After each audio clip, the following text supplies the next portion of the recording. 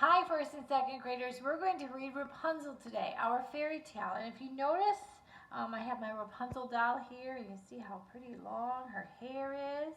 And while we read this book, I want you to ask yourself, why do you think it's called Rapunzel? Do you think you can figure that out?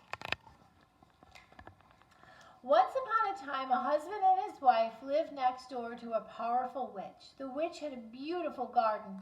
There was a high wall all around it, and no one ever went there. But the wife could see over the wall from her window upstairs. One day she saw some new green plants growing in the witch's garden. They were tender radish plants called Rapunzel. As soon as she saw them, the wife wanted to eat them, and she wanted them so much she could not think of anything else. She grew thinner and thinner until her husband said, "Dear wife, what is wrong with you?"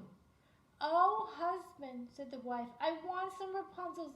I want some Rapunzels from the witch's garden. If I do not get the Rapunzels to eat, I will die."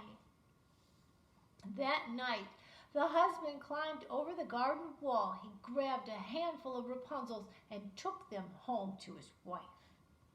The wife ate all the Rapunzels at once, and the next day she begged for more.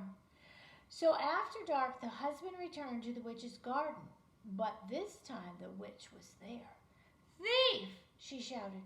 "Oh, please," the man said, "I must have the Rapunzels for my wife. She says she will die without them." "Well then," said the witch, "take all the Rapunzels you want, but you must give me something for them." "I will give you anything you say," the man promised. "Soon your wife will have a child," the witch said. "You must give that child to me, and if you do not, your wife will die, and there is nothing the poor man could do." A few months later, the wife had a baby girl, and the witch came at once and took her away, and she named the baby Rapunzel. Each year, Rapunzel grew more and more beautiful. Her golden hair shone like the sun. It was so long it trailed on the ground in a golden path behind her. On Rapunzel's 12th birthday, the witch took her deep into the forest and shut her away in a tower. There were no stairs in the tower, and there was not even a door. The only window was way up at the top, and each day the witch would come to the tower and call, "Rapunzel, Rapunzel, let down your hair."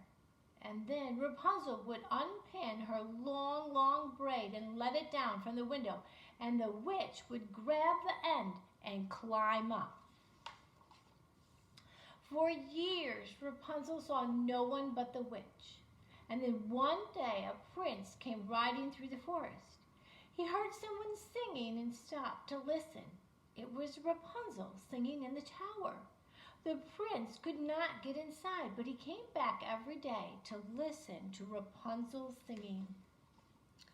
One morning, he saw the witch coming. He hid behind a tree, and he heard the witch call, "Rapunzel, Rapunzel, let down your hair." And then a long golden braid came down from the window, and the witch climbed up. The prince waited until the witch left, and then he ran to the tower and called, "Rapunzel, Rapunzel, let down your hair." And in a moment, the golden braid came down from the window, and quickly the prince climbed up. Rapunzel was frightened of the prince, but his gentleness won her love, and soon she agreed to leave the tower and to be his wife. But how could she get out? "Bring me some strong silk thread," she said, "and I will weave a ladder." So every night when the prince came, Rapunzel worked on the ladder, and every day when the witch came, Rapunzel hid the ladder away. One day, Rapunzel was very tired, and without thinking, she asked the witch, "Why don't you climb up like the prince? He's gentle and quick. You are so slow and clumsy." "You wicked child," screamed the witch. "What are you saying? I hid you away so no one would find you. What have you done? You tricked me, you tricked me." The witch was so angry, she cut off Rapunzel's braid, and she took Rapunzel far away to a lonely place in the middle of nowhere and left her to live or die.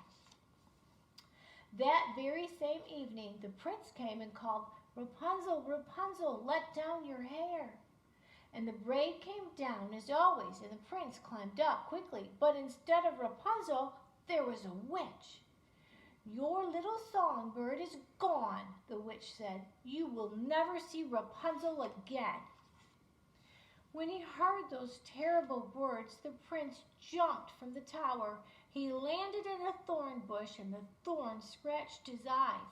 From that moment on, the prince was blind. For years, the prince wandered in the forest, and then one day he came to a lonely place in the middle of nowhere. Someone was singing. The prince stopped to listen. The singing grew louder and clearer. Could it be? It was Rapunzel. Rapunzel knew the prince at once and ran to meet him. And when she saw he was blind, she began to cry, and her tears fell on the prince's eyes, and suddenly he could see again. And the prince took Rapunzel to his kingdom, and there they were married and lived happily together for a long, long time. And that's the end of our story of Rapunzel. Did you figure out why she was called Rapunzel? I hope you have a good day, and I hope you enjoyed our story. Bye.